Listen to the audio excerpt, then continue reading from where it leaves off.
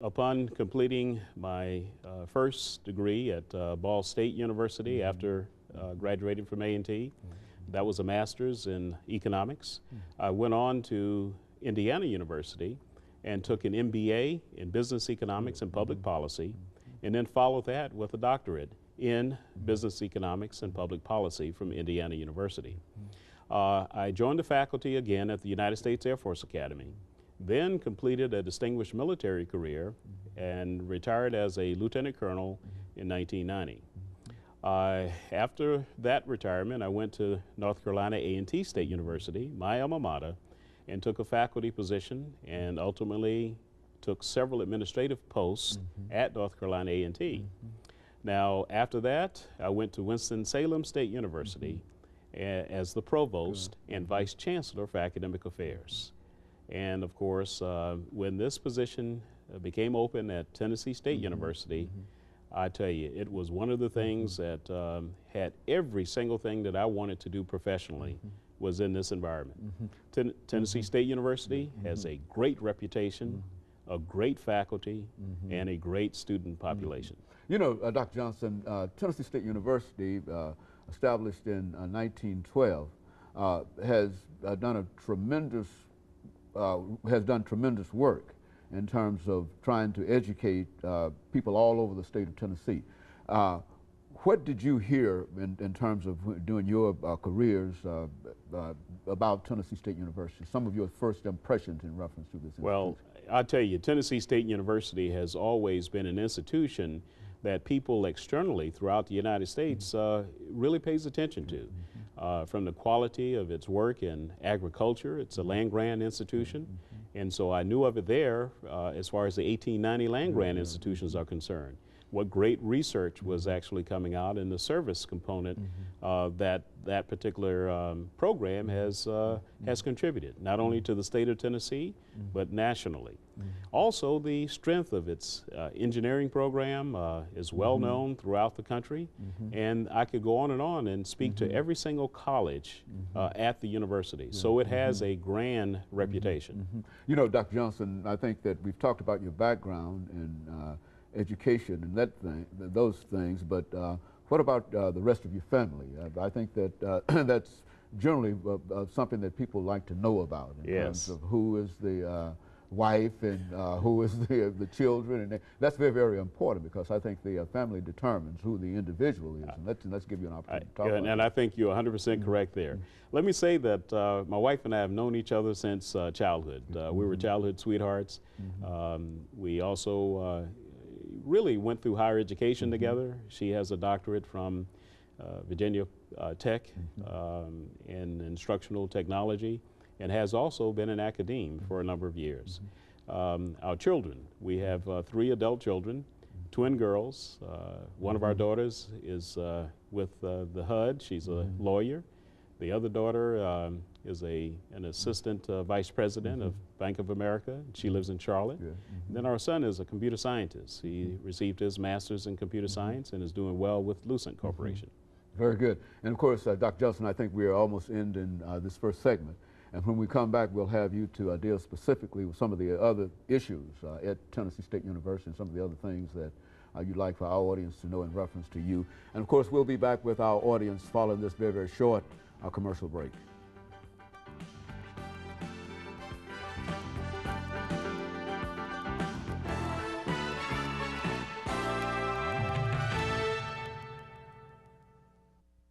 Thank you, and welcome back to the second segment of the show for today.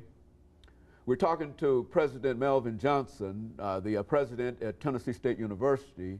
And of course, Dr. Johnson, as we promised before our first commercial break, that we give you an opportunity to talk about not only Tennessee State University, but your vision of Tennessee State University and where you see Tennessee State University in the academic area now, and perhaps your athletic program or some of the other things that might be of concern to you. Let's talk about those things. Okay, great. One of the things that, upon coming to Tennessee State University, that really impressed me, and that is the quality of the faculty that I found at the institution. The same thing is that I found in the student body. I think the university is poised to even do some greater things as far as its academics are concerned. So I see an expansion of the quality and types of academic programs that we're going to offer in the future. But I also see an opportunity to really develop the research infrastructure to the level that I think we could become a research extensive university, which is the highest classification as far as the Carnegie classification of institutions of higher education in the country are concerned. And so I think we're poised to do that. And so I've got a very aggressive plan to make the investments in the research infrastructure so that we can achieve that, that level. The other things that, that I find that are very important is the fact that our athletics program has always been, I consider, the front porch to the university. It is where most people see us. And of course, we've had some glorious days in the past as far as our football team, the success during the John Merritt days, the success that we've had in the Olympic sports. As a matter of fact, with the 29 medals that we've won, we've had more success than most countries. Very good. And so I think that's an opportunity for us to build upon and create an avenue where people would be engaged to the university. And excited about it. And excited about it. And so I also see an opportunity to become an economic development engine for Middle Tennessee. And so from that regard, I certainly have an interest and a desire, and I think we have the faculty and the student body to really accomplish some great things as far as economic development is concerned. You know, Dr. Johnson, I think you mentioned earlier off camera that you've been involved with computers, and I think that it's understood that Tennessee State University has made some strides in terms of computer education and et cetera. But you also have some ideas in terms of how we might be able to improve that. Let's talk about that. Well, I certainly do, and technology has been something that's been the cornerstone of my background for a number of years. It's one of the things that I was able to develop during my time in the military as well. And so I see that as a competitive edge for Tennessee State University. So we're looking at this on a number of different avenues. Number one, raising the competence not only of our administrative staff, but the same thing as far as our faculty are concerned. We'd also like to infuse the university with high-speed computing, which would allow the researchers to raise their level of research to another level. So I see technology as being one of the key components of how we can create a competitive edge for our students and our faculty at Tennessee State. And of course, in doing this, not only will that be able to sort of reinforce your whole economic idea of reaching out into the community, and Absolutely. I think that I've read in some of the newspaper accounts that you're interested in trying to form some kind of coalition between the community and Tennessee State University. Well, the first thing that in that regard, and you're 100% correct, I certainly want to raise the visibility of what the university has accomplished within the region, but also nationally.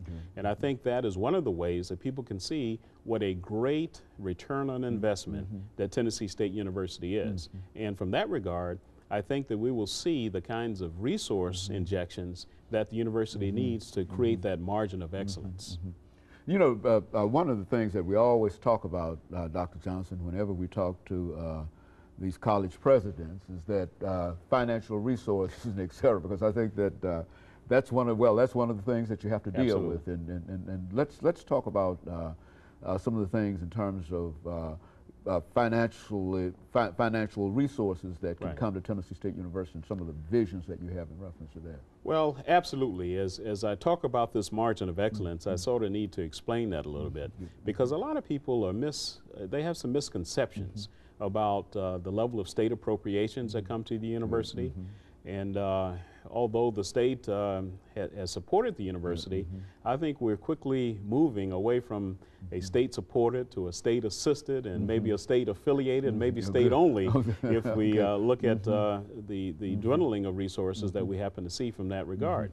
So I think it puts a number of pressures upon the university to seek external funding.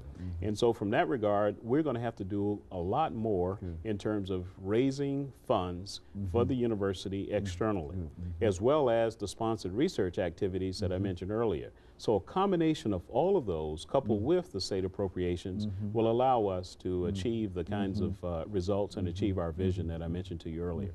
You know, the community, I think, has been really interested in Tennessee State University, and I think you mentioned earlier that you tried to deal with various segments of the community, and I think one of the most important segments is right here on your doorstep, and that is the Jefferson Street Merchant Association. Absolutely. What would you like to see them do in terms of bringing Tennessee State University and doing some other things? They're already involved, but what would you like to offer them this morning? Well, I'm very excited from what I see from JUMP and from the Merchants Association because I think it's going to require a partnership with not only Tennessee State University, but with Meharry and also with Fisk University.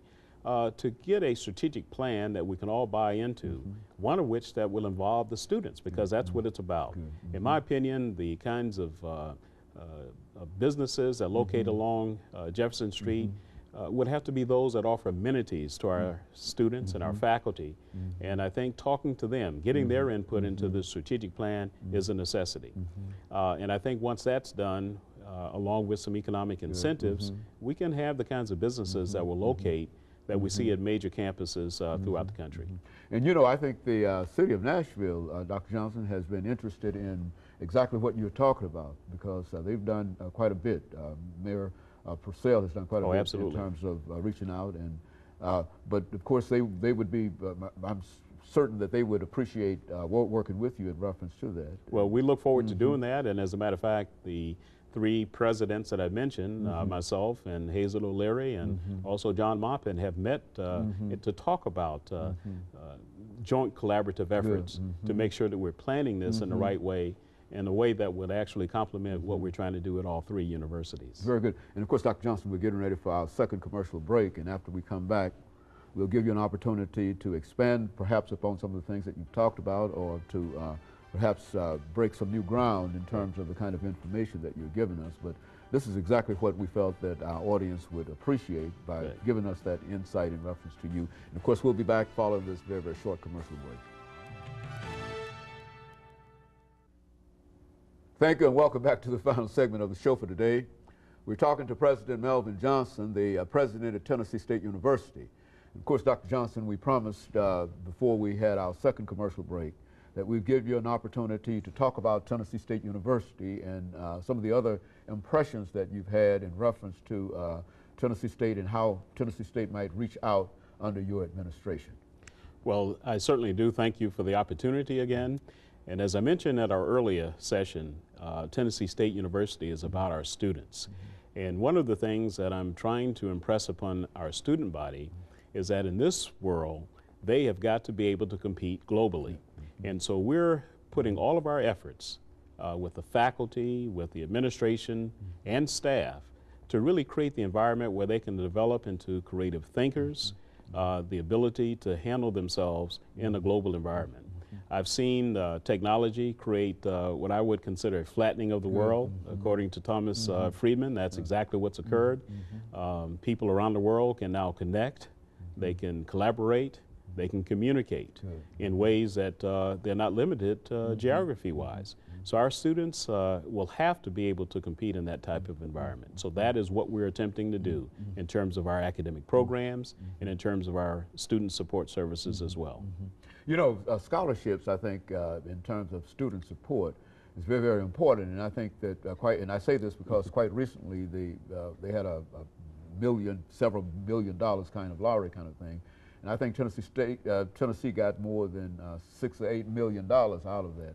And so this has proven to be a very, very needed place in terms of you finding support for students, has it not? Well, I think that is true. And we see a lot of really good coming out of the lottery scholarships. But by the same token, though, we have a lot of students that have need. At our university, that is the primary vehicle by which most of these students have access to higher education. So I certainly would like to see a lot more in terms of need-based aid coming to the university. And of course, with scholarships and research support and whatever, you think that you can reach out and deal with one. What about your research component in terms of your university? Well, I'm as proud as I can be of our research that's going on at Tennessee State. I call your attention to the fact that our astronomers were on the team, the NASA team, that discovered the first planet outside of our solar system, and followed that up with another finding of a planet that has a solid core that we think is going to have more Earth-like properties. This is important and astounding research coming out of Tennessee State University.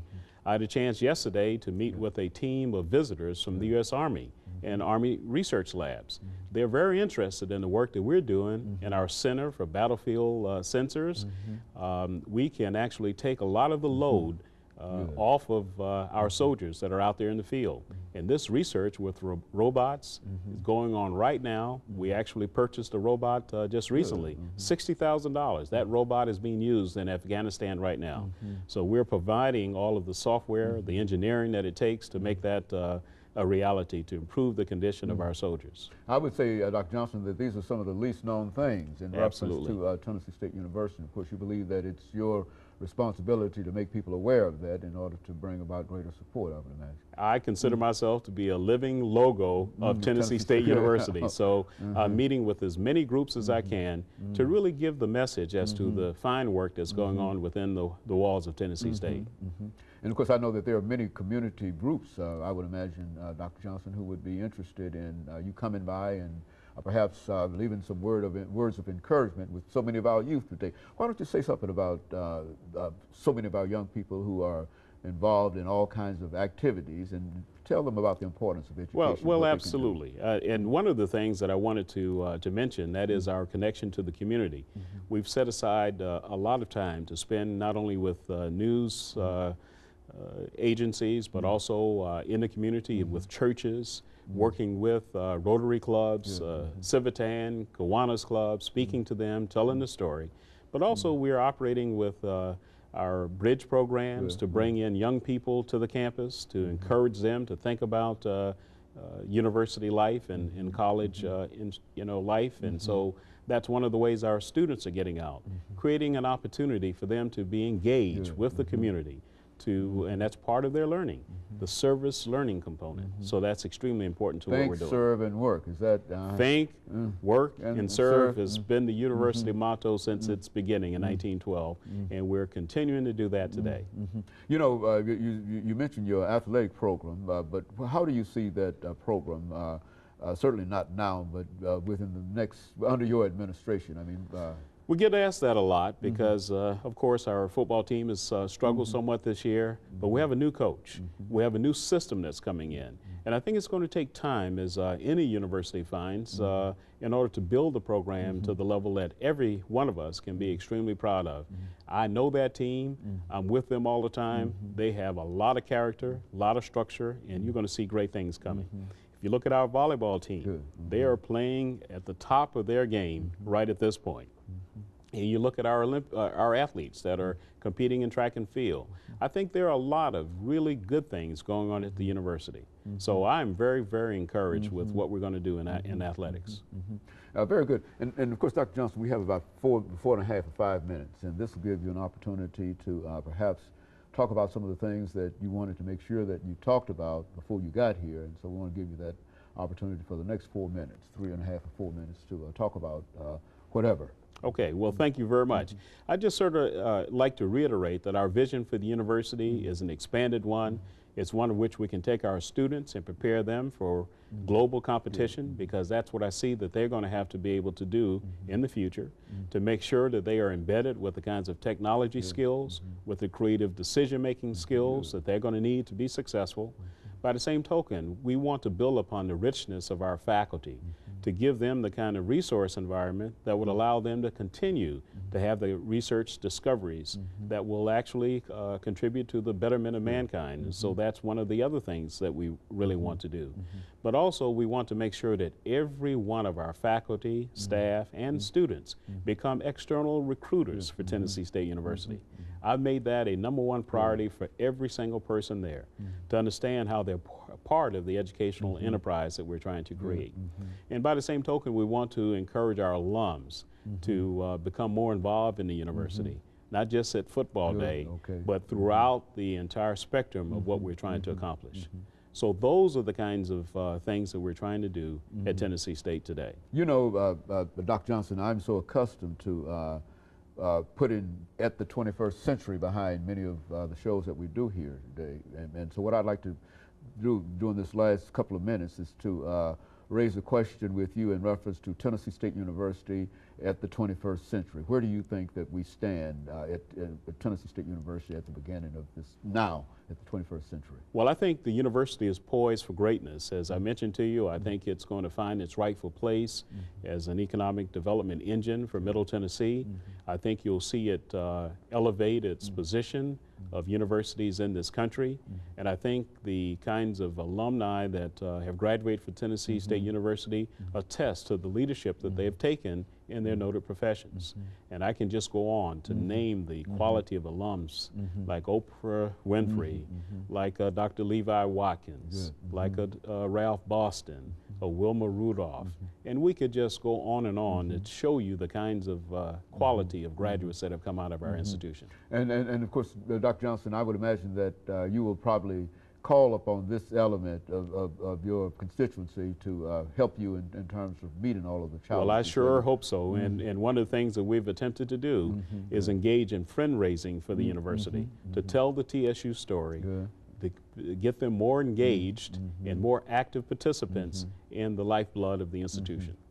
And so things look pretty good for Tennessee State University, would you say that? I'm as optimistic as the first day I got there, and I know that we're going to continue to enhance the image of the university and enhance what we're accomplishing for the region and for our nation. And of course, Dr. Johnson, over this last minute, let me simply thank you for coming by and giving us that information in reference to Tennessee State University and some of your visions, because we've had an opportunity over the last 20 years, I think, to talk to basically every president at Tennessee State University. And of course, we are appreciative of you for allowing us to carry on that tradition. And of course, we'll try to do everything that we can in order to support you in your efforts, because I think that your efforts are the kind that everybody can really buy into. Well, if you're concerned about students and administration and faculty.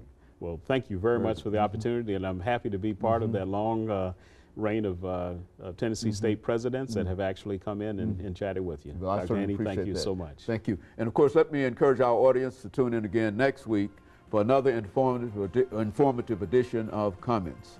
Thank you and good morning.